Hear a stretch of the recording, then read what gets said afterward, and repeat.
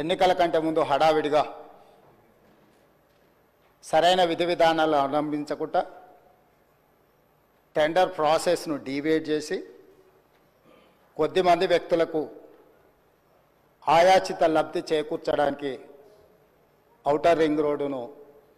అప్పచెప్పిండ్రని సమాజమంతా తెలంగాణ రాష్ట్రమంతా దీని మీద తీవ్రమైన చర్చ జరిగింది. ఆనాడు Congress party doctor YS Rajasekhara Reddy గారు ముఖ్యమంత్రిగా ఉన్నప్పుడు అంతర్జాతీయ ఎయిర్పోర్ట్తో పాటు ఔటర్ రింగ్ రోడ్డును జైకా నుంచి నిధులను తీసుకొచ్చి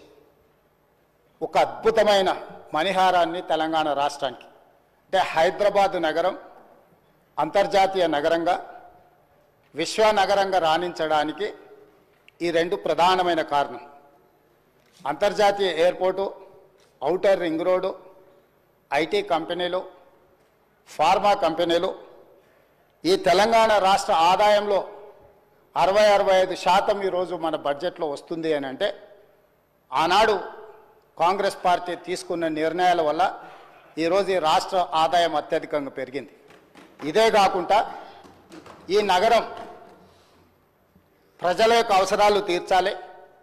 దాహార్తి తీర్చాలి అని ఆనాడు పీజేఆర్ గారు పదే పదే చేసిన ధర్నాల నేపథ్యంలో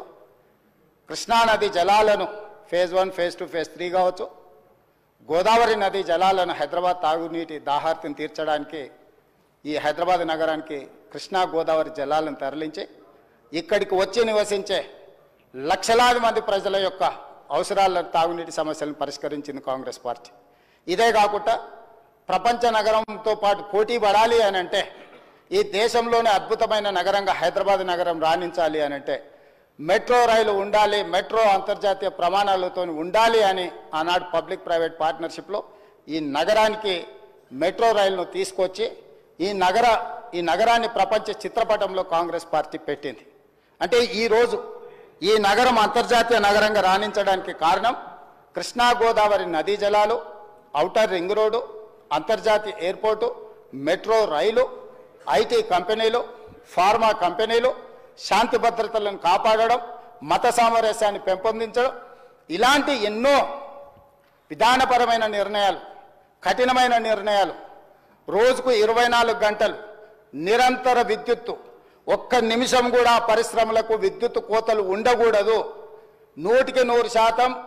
రోజుకు 24 గంటలు సంవత్సరానికి 365 రోజులు విద్యుత్తు సరఫరాను నిరంతరాయంగా అందించినప్పుడే ఈ నగరానికి ప్రపంచ స్థాయి పెట్టుబడులు